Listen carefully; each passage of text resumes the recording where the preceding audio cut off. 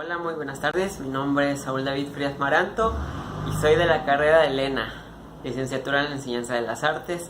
Y hoy les voy a hablar sobre las tensiones de la Guerra Fría del expresionismo.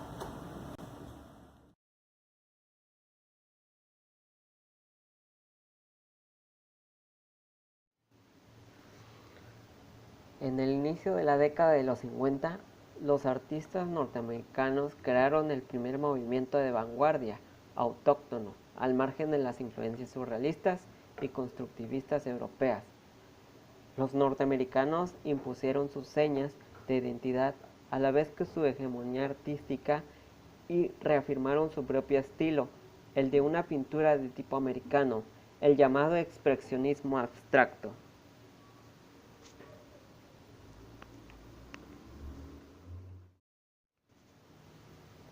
El término expresionismo abstracto, utilizado por primera vez por el crítico Robert Quast en 1946, se aplicó a la nueva pintura practicada en Nueva York, una pintura de notable intensidad plástica y más directa, abierta e inmediata, que la que era habitual en los componentes de la Escuela de París. Pronto aparecieron nuevas expresiones para definir y matizar la pintura liberada de convencionalismos de la primera generación de artistas rebeldes de la Escuela de Nueva York. C. Greenberg acuñó la expresión de New American Painting, nueva pintura americana, en tanto que Rosenberg en 1952 utilizó los términos de paint, sterling, y el de action painting, pintura de acción, para calificar el tipo de pintura, fuese abstracta o figurativa, que recurría al autentísimo expresivo, es decir, la pintura de William de Kooning y Hans Hofmann, creadores del expresionismo abstracto gestual, y la de otros pintores como Jackson Pollock, Franz Kline y Jan Stokoe, que en torno a la Cedar Street Tavern trabajaban en una análoga posición creativa.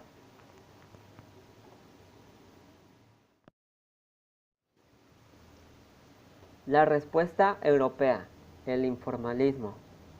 La ocupación nazi de París en 1940 culminó un periodo de incertidumbre que tuvo nefastas consecuencias para el mundo del arte europeo, museos y galerías, y el exilio de la mayoría de los artistas más significativos de preguerra, los abstractos, los constructivistas o los de tendencia surrealista. El abandono no fue total y el propio sistema generó respuestas a la trágica situación, como fue Abstracción de Tradición Francais, exposición celebrada en mayo de 1941 en la Galería Brown con el objetivo de protestar contra la consideración de arte degenerado. Coordinada por Jean Bassin, la muestra acogió la obra de 12 jóvenes pintores, destacando el grupo de los abstractos, Jean Bassin, Emmanuel Chelapic, Elie Moal y Ye Singer, que tenían en común el haberse formado en la Academia Ryerson, bajo el magisterio de Roger Bessier, y la práctica de una modalidad de abstracción impresionista, caracterizada por la búsqueda de una atmósfera cromática vibrante y por el intento de reflejar en la pintura los signos sustanciales del universo. En la década de los 50, de nuevo París fue el centro generador de un movimiento, respuesta en buena medida al expresionismo abstracto norteamericano, que cristalizó en el informalismo. En 1951, el mismo Michael Tapier consiguió confrontar el trabajo de los expresionistas abstractos norteamericanos con el de los artistas franceses de la muestra Vehemence Confrontes, celebrada en la Galería Nina Dauncet de París. El término informalismo surgió en la exposición Signifax de Informel, organizada por Michael Tapier en 1951. Muestra que tuvo una segunda edición en 1952, Significance The Informal 2, celebrada igualmente en la Galería Paul Facchetti, con la participación de los mismos artistas John Dubuffet y Geoff Faudrich, Matthew Mitchell y Priopel en Sirpan.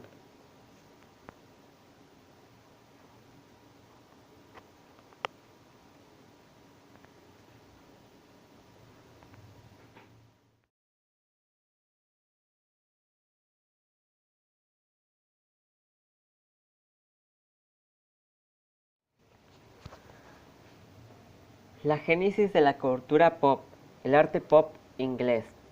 Los orígenes del pop inglés se remontan a 1952, año de fundación del Independent Group, que aglutinó entre otros a los pintores Eduardo Paolozzi y Richard Hamilton, el crítico Lawrence Holloway. Fue Lawrence Holloway quien en 1955 utilizó por primera vez el término pop para designar un tipo de arte cercano a las imágenes de la cultura de masas descualificadas. Como estilo propio, el pop inglés tuvo su primera manifestación en 1956. Tras esta muestra, los intereses del Independent Group dirigidos a la cultura popular, así como la pintura abstracta americana, al diseño de producción y al marketing, fueron hechos suyos, gracias a los artículos de Holloway, Baham y McCall, y a los ciclos de conferencias organizadas por el Institute of Contemporary Arts de Londres, ICA, por un grupo de jóvenes artistas que protagonizaron la nueva The Young Contemporaries, Galerías de Londres en 1961. En el marco de la recuperación cultural de la Inglaterra de posguerra, resultó de gran importancia la fundación en 1946 del Institute of Contemporary Art, ICA. El ICA pronto se convirtió en un foro plural en el que artistas, escritores, músicos y todo aquel que se interesase por la cultura podía discutir e intercambiar ideas, asistir a conferencias y contribuir a la tan necesaria dinamización cultural del momento. El arte de los objetos encontrados, el ñodada y el assemblaje. Las primeras voces contrarias a la estética gestual y a los estilos painterly imperantes en la pintura americana de los años 50 surgieron de artistas como Richard Stankiewicz, Follett, Robert Rauschenberg, Richard Chamberlain, Claes Oldenburg y Mark Di Subero. Se decantaron hacia una nueva modalidad de obra, el assemblaje, un medio mezclado que no era ni pintura ni escultura y que tanto podía colgarse en la pared o del techo, como ser desparramado por el suelo. Así surgieron las Junk Sculpture, esculturas hechas a base de desechos y de materiales recuperados. Los Combined Painting, pinturas combinadas que integraban todo tipo de objetos y desechos, los montajes de automóviles aplastados y las construcciones hechas con viejas vigas, cadenas, cuerdas, neumáticos y tubos. John Cage, en su aversión a la figura de artistas entendida como una mezcla de héroe existencial y de chamán, de maestro, de ser superior, fue el primero en proclamar abriendo la vía ñodada. Según John Cage, el arte debía ser un juego gratuito, una afirmación de la vida. Para ello, no solo era necesario recuperar la lección dadaísta, sino involucrarla en la filosofía budista, Zen, ya que las dos cosas asocian el arte a la vida cotidiana con humor y sin ningún sentimentalismo. La vía de la acción. El happening en América. El happening surgió en plena recuperación dadaísta como culminación del proceso collage de Collage Environment. Si bien el primer happening se llevó a cabo en 1958, se gestaron a principios de los años 50 en el entorno de John Kay y más concretamente de su magisterio en el Black Mountain College de Carolina del Norte. En 1958, John Kay presentó en el marco de esta institución docente un primer event que integraba la pintura Rauschenberg, la danza de Cunningham, la poesía de Olsen y de Richard el piano de John Kay. Quería hacer un arte que no fuese diferente de la vida, una acción en la vida, un arte sometido al azar y a sus combinaciones, a la improvisación y a la acción no premeditada.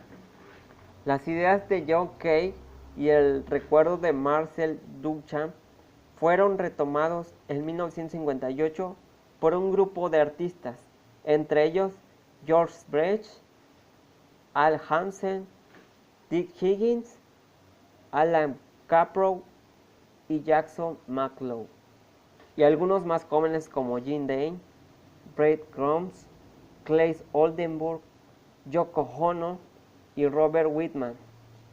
Los artistas mencionados empezaron a experimentar en acciones events privadas, fiestas entre amigos, en los lugares más dispares, apartamentos, garajes, sótanos viejos, lofts, tiendas abandonadas, etc. Fue, no obstante, Al Capron que en 1957 había seguido el curso experimental composición.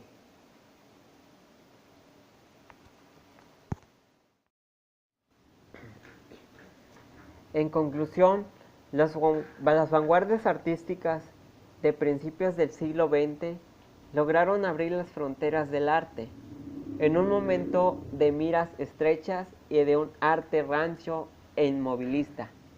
Eso favoreció la expresividad de los artistas.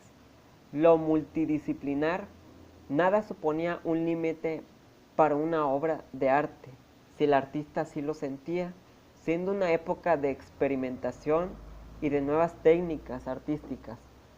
Los críticos e historiadores de arte piensan que hoy es una época de vuelta a la calma, de asimilar el siglo XX y estabilizarse. Tras experimentar con soluciones nuevas, las formas de expresión tradicionales, pintura, escultura, arquitectura fotográfica, vuelven a coger fuerza sin que ello desprecie el abanico que posibilidades que ofreció el pasado siglo.